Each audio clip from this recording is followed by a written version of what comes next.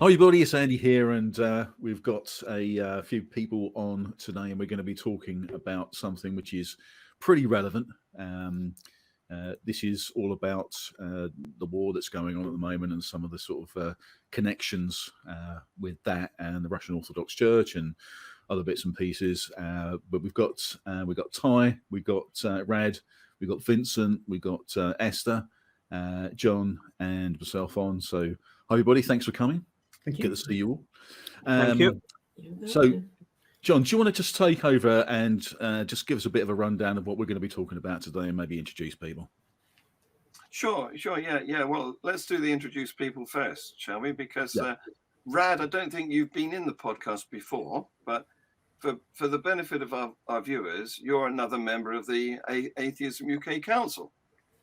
Yes, that's right. I'm also a humanist. I'm a member of Humanist UK and Humanist Society Scotland, and I support the secular society, skeptics, whatever's going. Just good causes, as I see them. And, an active campaigner, like us, like all of us. Yep. Yeah, I'm a kind of active, less active nowadays. I was a secretary of a Glasgow group of the Humanist Society and things like that. But Yeah. I think I'm surprised the council haven't thrown me off the UK Council for inactivity. A good track record. Esther, you're an old hand at this podcasting business with us, so you need precious little introduction.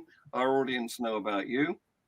Vincent, you're incognito at the moment, but welcome.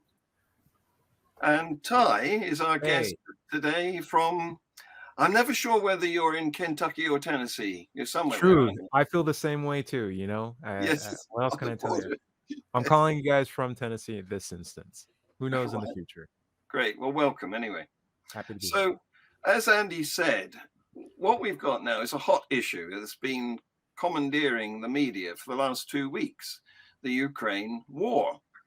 So it's got ramifications that go back a couple of centuries, really, to pre-USSR, pre-communist revolution days. So I'm going to just sort of give a little bit of background as an intro and then throw it out for people to express their views. Just before you do that, we're going to call this one Putin, the Orthodox Christian soldier. That's what this podcast is going to be called. And we're working on a rewrite of the lyrics to "Onward, Christian Soldiers." Yes, we'll work on that. Yes. So, in a nutshell, unlike Stalin, who banned religion and destroyed churches, he saw religion as a rival authority to the state and didn't like it. But Putin, he sees himself as a man of faith, and he considers the Russian Orthodox Church to be an ally of the state. And he wants to get back to the territory that old Russia had, the Russian Empire, pre-communism. And that's part of the reason why he's trying to extend his boundaries into Ukraine.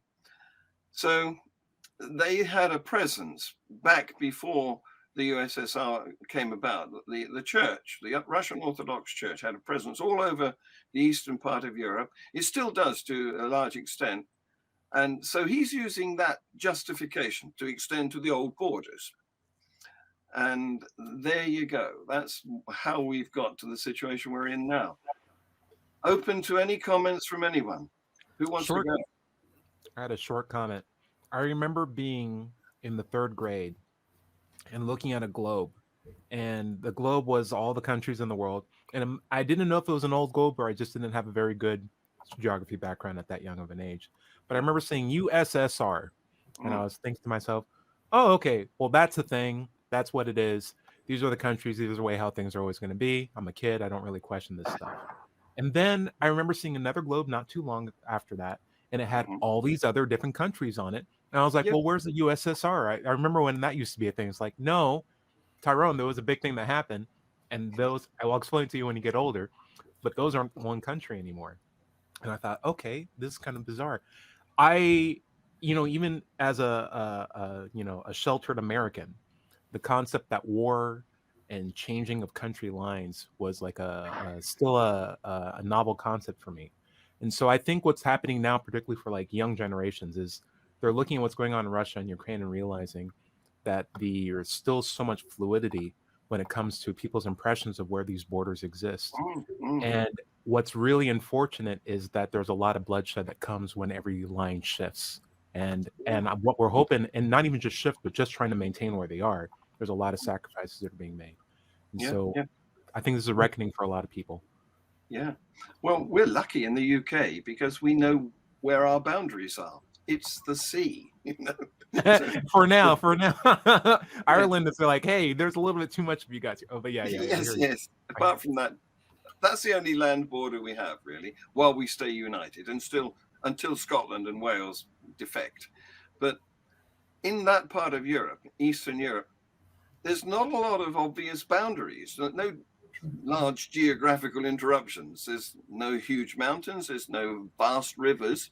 So it's all vague. It's a grey area where one country stops and the other one starts. So it's been a hotbed of dispute forever. My father-in-law regarded himself as Polish, but he actually came from what is now Ukraine. Yeah. But it isn't just about getting back to old religious boundaries.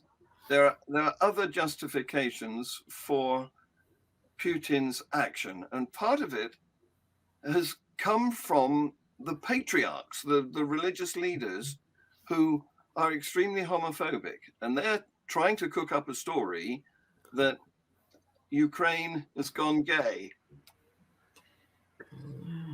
Yeah, I think what seems to have happened. I mean, I've got to express my ignorance of the region and the sort of political background of it all. You know, to be honest, before this happened, and you know, we've in the UK we've had this on the news like constantly. I mean, the whole news programs, whole current affairs programs have been taken over with this, and so consequently, I've learned a lot over this last 3 weeks. But I didn't really understand the background of it. I didn't understand the religious background of it either. And it wasn't until, John, you shared some links with me about, with all of us actually, about sort of, you know, the Moscow patriarch, you know, Kirill. And when I started reading a little bit about what he's talking about, and looking at some of the background of this, this is something which is, it seems like this was always going to happen. I mean, this is like been on the cards for years. It's only just sort of come to the head. I mean, you got there's been a war since sort of 2014 in the eastern side of Ukraine. And people have been fighting in that for a long time, but we never really knew much about that. There was obviously some stories coming out from that, but it wasn't huge stories in the rest of Europe, and it's only just recently that has come out. But the other thing that I'd noticed is that in if you look back at the sort of the Russian Orthodox Church, and I'm being very careful because I'm trying to literally wrap my head around what's going on. But the Russian Orthodox Church has a problem with the Ukrainian Orthodox Church. It seems that in the Constantinople's 2018 recognition of the independent Ukrainian Orthodox Church has caused a schism. And the Russian Orthodox Church does not recognize them as independent because, again, it goes back to Ukraine as far as the Russian Orthodox Church is concerned, and Kirill is part of Russia. They look at Ukraine as all Russians, you know, because Kirill is head of the Church of all Russians, and he sees it specifically as part of Russia, as part of the old empire, Russian Empire. Yeah. And so this is something which I think a lot of people don't realize, and you know, so in other words, you know, we've got to ask the question: is Putin using his faith to cozy up to the Orthodox Russian Church, and does the Orthodox Russian Church now support the war in Ukraine? And what we're getting is, yes, they do support it.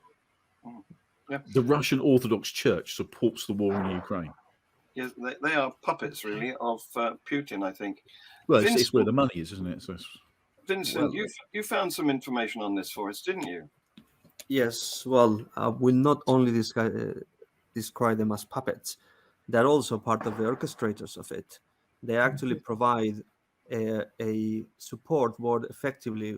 What they're doing is an illegal invasion becomes a holy war. This is unfortunately, a copycat repetition of Hitler 1939 invasion of Poland. I mean, with the claim of this is what the German territory should be like. All invasions have been done on in similar nations. We're going to expand Christianhood. I mean, this is how the colonization, i.e., the conquer of South America, was sold by the Spanish kings. We're not going to there to take resources and enslave people. We're gonna enlighten them.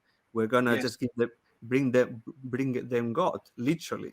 And Yes. that's how they saw it. It didn't matter how many of them died in the process, and it didn't matter what they thought about if it had been asked if they want to be so-called Christianized, which for them, and it also uses exactly the same language of dehumanizing people.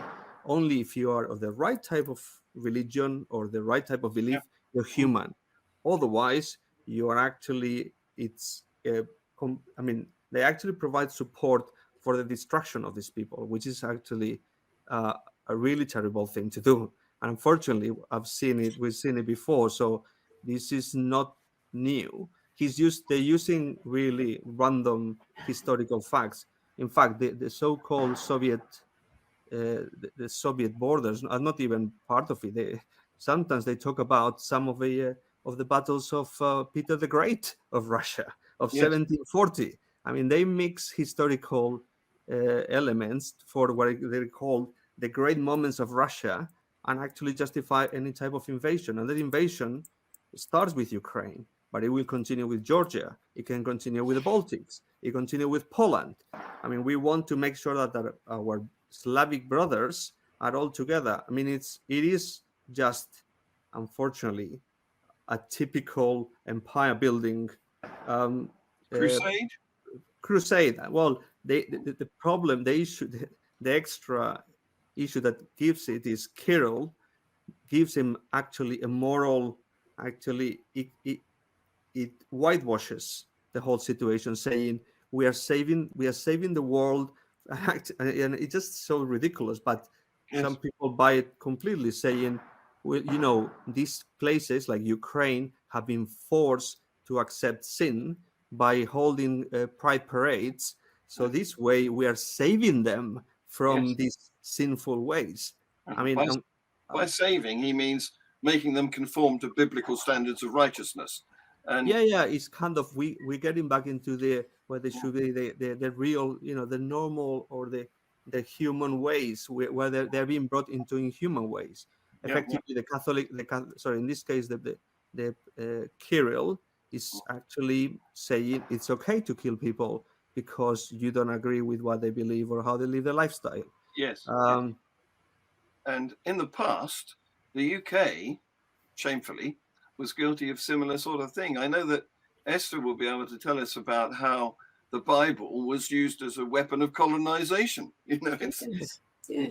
It's so good at converting people, at subduing people, at making people conform, and it's cheaper than bullets. So you've got experience of that in Nigeria, haven't you? I do. I mean, that's how Christianity came over there. And it's Christianity in Africa, in my opinion, is a mess, a complete mess. Yes. The where Christianity is at, in my opinion, it's a disgrace that some people still call themselves Christians, because some of the practices of these people just goes to show at what point will people start to realize this is no longer about God. This is no longer about your God. This is now about people's motives. These are people's egos, people's need to fulfill, I don't know, just this need to dominate. And so at what point do you then say, is this really about God? Because well said. when you bomb hospitals, how is that about God? Where is the love of your God when you bomb and displace over 2 million people? How is this the love of God? But the Nigerian church did condemn it, didn't it? Didn't they? The invasion of Ukraine. Yes, the Nigerian they have. Well, that's just an illustration of how God is brought into both sides, because even the Ukrainians, I'm not sure how you say that. Ukrainians, thank you. Even the Ukrainians they're a very God-loving people.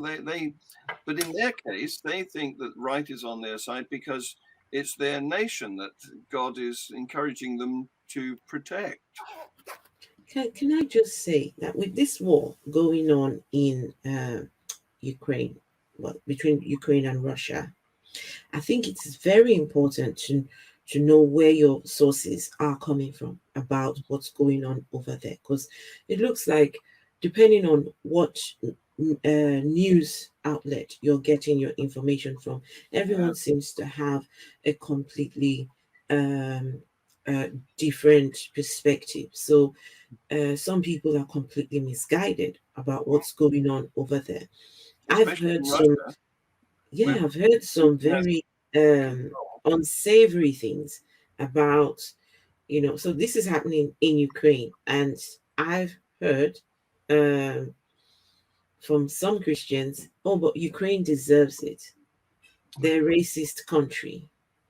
They brought up this idea of being LGBT friendly, and so they deserve it. I mean, how can you say that? And so some of these people are getting their information from the sources that are saying Ukraine is a racist country, Ukraine is this, and Ukraine, I don't know. I think at this point you have to filter the information you're getting. So make sure you're getting the right information, because the wrong information can lead people to do some very horrendous things. It's amazing the number of people who don't use fact checkers. Yeah.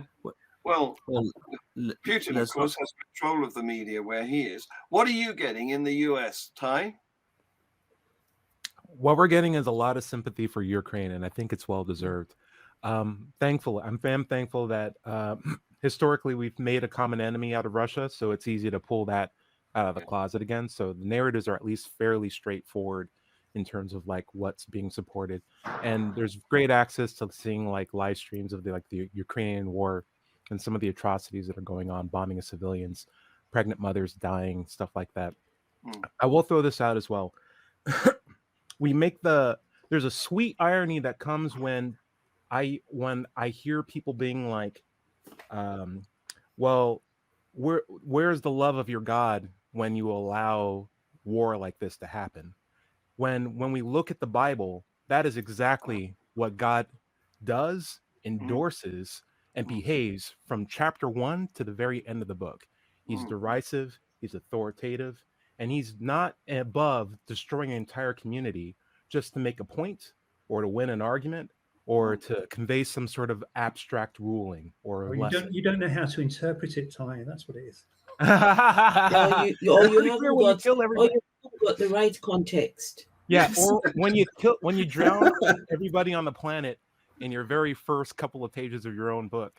It's just a mind-boggling thing. So I think, if anything, we found that cultures and communities are more empathetic or more capable of empathizing with their fellow neighbors and are less tribalistic, the less they follow the teachings of the Bible or the less they condone their God. So I find that the most ungodly nations tend to be the most favorable in terms of peace and harmony, whereas the ones that are doing what Putin's doing right now is directly in line with the teachings of their holy book, and it shouldn't be a cause for surprise.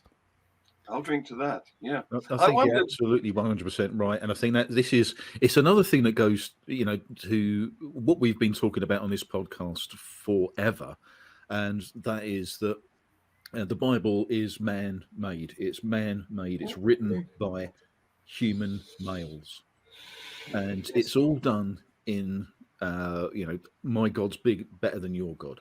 And it's and as Ty said, this has happened. If you read the Bible, that's the story of the Bible. Yes. It's war and genocide and hatred and death. That's the whole story of the Bible, and this is why sanctioned too. Yeah, it's like sanctioned war by their God that they've made up in the first place. But and it's always it's always God under my flag. It's the same. It's been the same forever, and it's exactly the same thing that's happening right now in Russia and Ukraine. And this is why we've got to get rid of it. This is why we've got to speak up about it. This is why we do what we do, and we shout about what we shout about.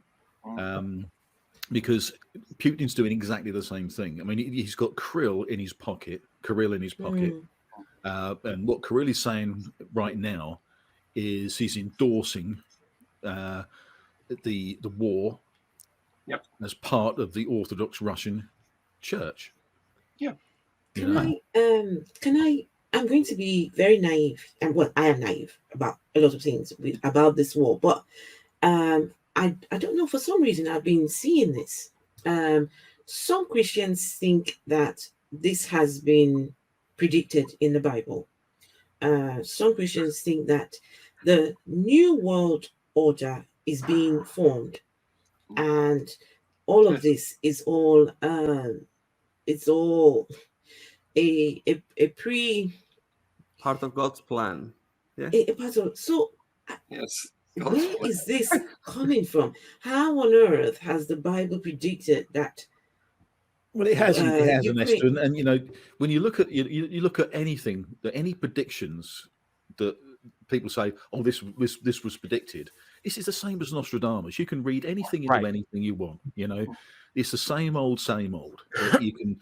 I can go in. I could probably go in if I wanted to. I could probably go into the Bible, and I could say that the Bible actually promotes atheism. If I really wanted to, I could probably find some chapters and some verses and sort of say, "No, God said that you shouldn't believe in me."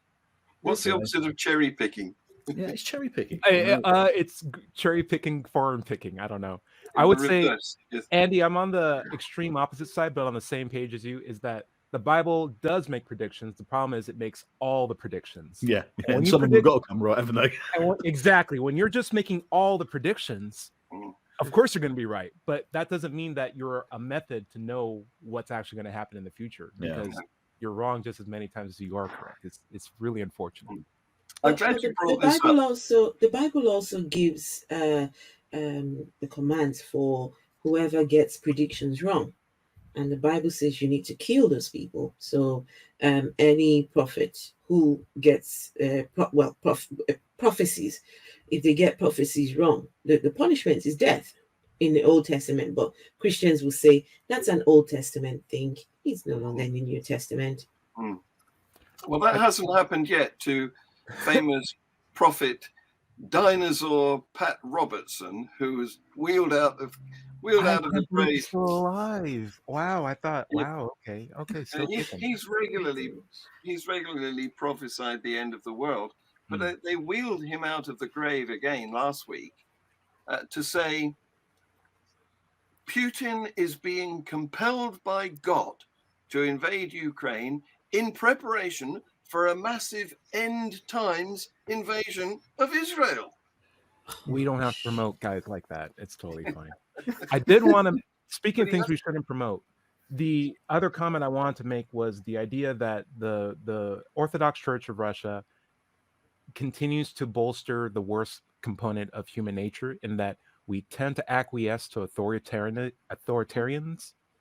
And what religion does in general is make the claim that your critical thinking capabilities and skills don't need to be developed. You just need to listen to me. And as long as you're listening to me, everything's going to be fine. And that deprives what I believe is the most valuable thing that humans can do, which is thinking for themselves. Because when we're able to do that, great things happen. And every excellent human, every example of beautiful thinking or achievements that we made in the past has been from people who are capable of thinking for themselves and working through problems. When we take that away, we all suffer. I should say that Ty's mission is street epistemology. He wants to help people think for themselves. I've watched many of his videos. He does Yeah. fantastic Yeah. work. I have trust me, I've borrowed some of his skills. Yes. He's got a channel called Let's Chat. Well worth visiting on YouTube. Well, the other thing it does, that religion does, is it tries to disconnect empathy, because it just justifies. I mean, that someone is going to kill someone, and they know that it's wrong and it's a horrendous act. And what it's actually saying is, it's fine. I mean, God asked you to do this. It's not your fault. And that is absolutely terrible, because it makes everyone into a psychopath. Right. Yes, absolutely. It makes all the victims into inhuman people who, it's okay to burn them in the Holocaust because they're not really human. They're subhuman. And that's all part of the divisive tribal nature of all religions. I think at this point, there's really not a lot any of us six can do about the war. We should start talking about, I wouldn't say solutions, but what can we do? What can, as humanists, as atheists, as human beings, how can we show support? How can we show empathy for these people? Can you imagine over 2 million people displaced, children, pregnant, and some people, I was telling my son, some people are never going to make it out, unfortunately. So what can we do? I mean, there's nothing I can do to stop Putin. But what can I do in my own little space, my own little maybe channel, maybe a voice? If Rich was here, he'd be right beside you with that, because he always wants to suggest what's the action that we can do. What's the thing? What do you call it in a campaign? A point of action. That's not the expression, is it? But a call to action. Yeah. That's it. Call to action. Thank you. I don't know if call to actions are allowed here, but I got a short amble or preamble that I'd make in that the most unfortunate thing you can do with your power is give it up in the face of adversity. And yes, we are one people, but there's amazing things that we are all capable of doing. And any large problem can be broken down to, I do this in my laboratory all the time, any very large, complex problem is actually just a series of smaller problems stacked up on top of each other. The most valuable thing that I believe that we can do is make sure that we don't decide what's true based on the news just by finding a source and trusting that source, or for looking for facts. Instead, we need to make sure that we have a criteria that's capable of parsing true things from false things, and that we exercise critical thinking in order to get there. And that we not only follow a criteria to know true things from false things and then apply it, but advocate for other people to apply to use it as well. Because it's one thing for us to be able to be critical thinkers, but if we can inspire others to do the same, we begin to establish and support a culture where everyone is less reliant on dogma or bias or prejudices to control how they interact with other people. I think that's absolutely imperative and absolutely within your control to be able to do. Likewise, short term, there is a Ukrainian Red Cross service, and I know John Richards knows of an international fund that I think would be good. When you promote yourself, you have opportunities to put your names. I know on the Ukraine Red Cross, you can put a name associated with it. I say who I am. I also put down atheists at this end of it too. And you can see all the names and small groups of people. There are Christians that donate money, but there are also Russians that are donating money. And they put their names in little parentheses to show like, hey, there's a whole body of people here screaming out to be noticed that they're giving out support to Ukraine. And I feel like to put your money behind that also shows a really good force too. But number one, inspire a culture where we have critical thinkers. To support, because it's not just Ukraine that's going to be the problem if we can't resolve this. It's like, as Vincent said, it's other countries, it's other forms of authoritarianisms, it's Republicans in the United States that's going to be the next problem most likely too. Listen, this is a playbook that's not going to go away anytime soon, but it can if we have better standards to dismiss it as soon as it pops its head up.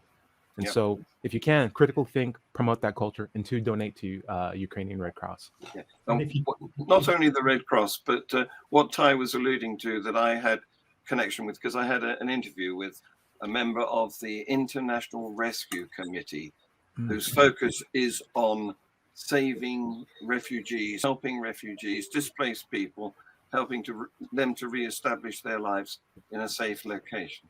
A nation of critical thinkers wouldn't put or keep a Putin in office, wouldn't, subscribe to a war like this, would put political power in so much of a sway of tolerance and mindful thinking, then give this guy more power. And even though he did the whole photo shoot where he's on the back of a bear, topless with a rifle in his hands, like a Yes. critical thinking culture would be like, this guy can't be our chief of state anymore.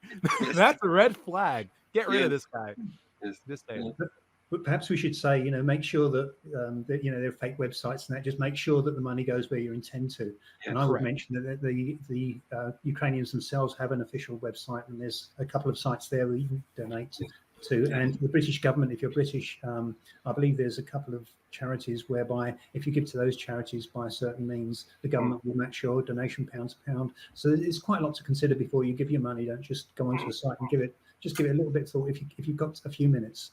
Yeah, before you do that. absolutely. Well, the International Rescue Committee, of course, British people will know that it's led by President and CEO David Miliband, who, historically narrowly missed becoming the leader of the Labour Party and a possible Prime Minister candidate. Anyway, there's one thing that we could do, and I'd like to propose a motion. Oh. I suggest that we say something like Atheist UK's podcasting team stands with Ukraine in their bid to survive, to retain their sovereignty against this heinous invader. If you agree with that, say aye. Aye. Aye. Aye. Nice. Yeah, Hear, I'll second that. Yeah, excellent. Great. Ty might like to know that one of the people who would disagree is in America, the Orthodox Church outside Russia, the Russian Orthodox Church outside Russia, is the only other organization that I've found, religious organization, that has not condemned the Russian invasion.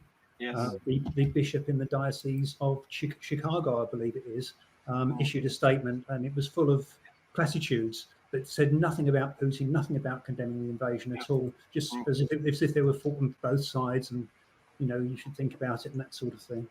So it's just the Russian Orthodox Church, both in Russia and outside Russia. They're the ones who haven't condemned it unequivocally.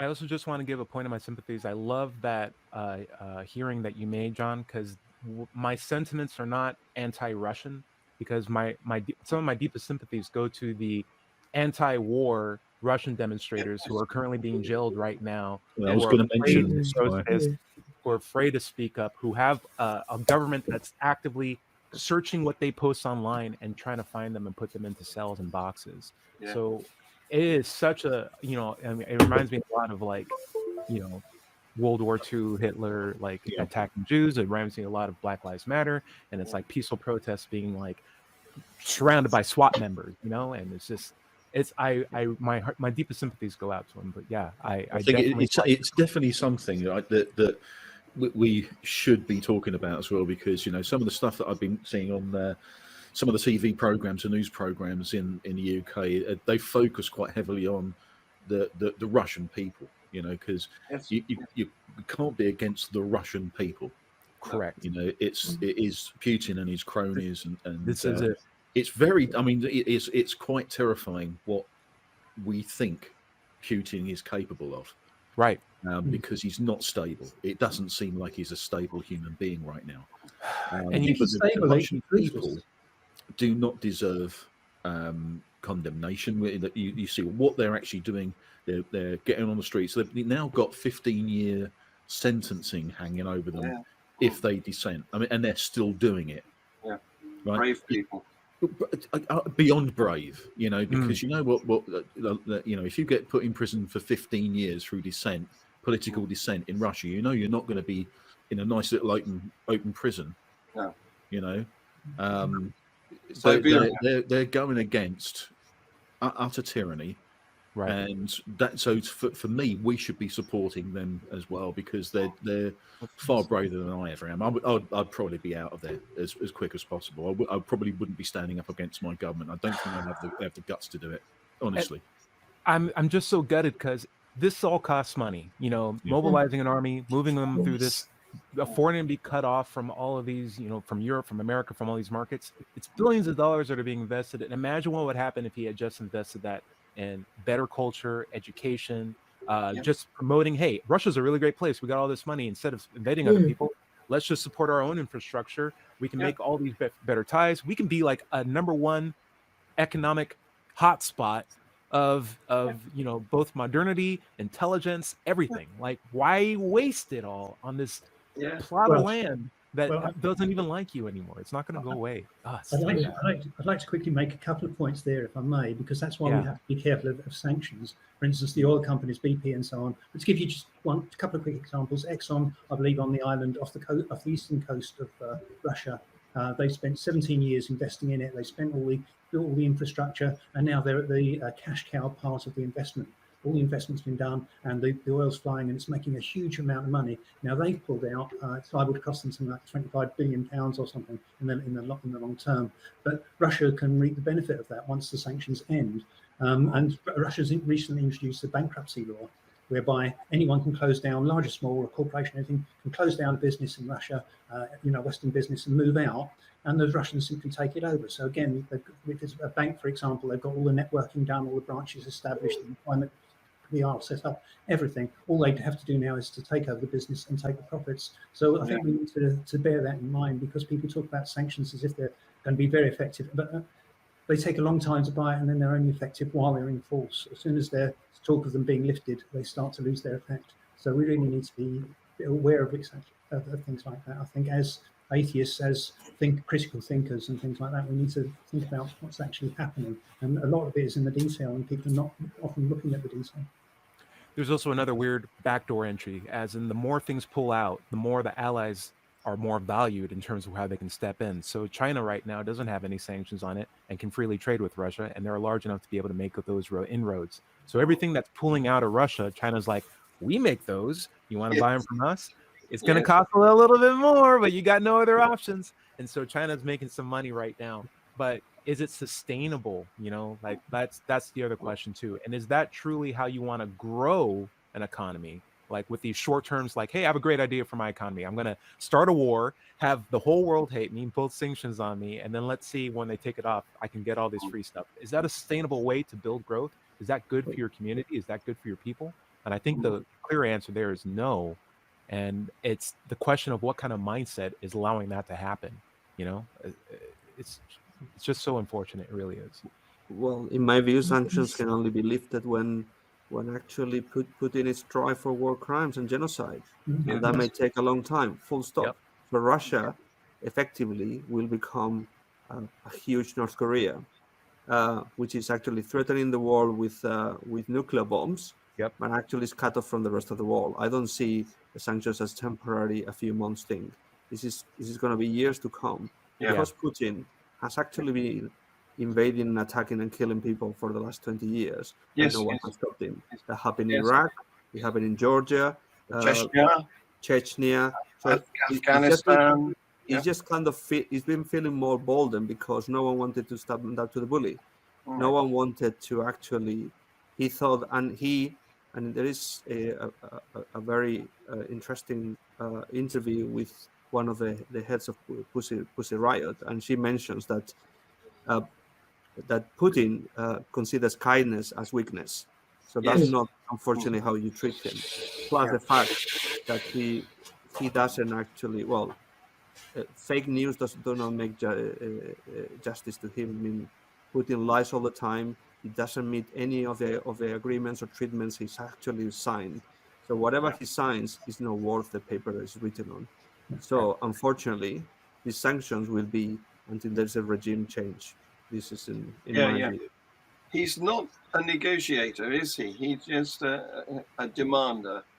And I suspect that the only way he's going to be persuaded to back down is if people like Abramovich, the oligarchs, who are close to him and have some sway, persuade him to, or maybe try and encourage a coup, then that's a possible solution. The commentators I've read about them, they say that's very unlikely, unfortunately. I think you've got to look at what Putin's trying to do. He's looking at his legacy. The reason he switched to this is he's kind of got a new contract with the Russian people, basically. His popularity was falling. He couldn't make good with the economy and that sort of thing. So he wants his legacy to be Greater Russia, and that's why you've got South Ossetia, he's got the separatist movement potentially there, and Transnistria in Moldova. So I don't think Ukraine will be the end of it if he's successful there. So I don't think that people should think in terms of just Russia and Ukraine. You know, I think he's looking at taking as much land as he thinks he can get away with. Let's not forget that Russia is the biggest country in the world. It's just you look at, I mean, it is just pure empire building in its more. It's big geographically in terms of land mass, but economically it's the same as Italy. Spain. It's the same as Spain. Yeah, Italy and Spain. It's really tiny. And population 144 million. And I am glad to see Ukraine put up a fight, because this should be embarrassing for a country as landmass large as Russia to not be able to bowl over a relatively new country with a relatively new leader, you know, and they have gay pride parades. Like, think about how gay that army is, and they still can't beat them. It's like, that's right. Take it, guys. Gay power. Yes. Yeah, nice. Gay power. I know that Andy's got another meeting to go to in a few minutes, and we've done our allocation of 40 minutes that we try and keep these podcasts to. So let's make it clear, we're very much on the side of Ukraine and the Russian population, not the leadership. And so thank you very much for coming. Thank you very much for watching, those of you who are seeing it in the future when it will be available, play on demand. Andy, do you want to take us out? Yeah, just if you like what we talk about, just subscribe to the channel. I'm going to put some links in. John, if you could send me over some links for for support, and Ty, if you can put send me over your link so people can go and see your channel as well. Esther's got her own channel. We've all got channels, so we'll put links in for everyone. And I'm about 50 subscribers to making 1,000, so I'm nearly there. And that is cool. Excellent. Thanks very much, everybody. Thanks for your time, and we'll see you next time. See you later, guys. Bye. Bye-bye, guys. Well, thanks for joining us today, and don't forget to click that like button. Also, make a comment, and of course, subscribe to the channel. We'll see you next time.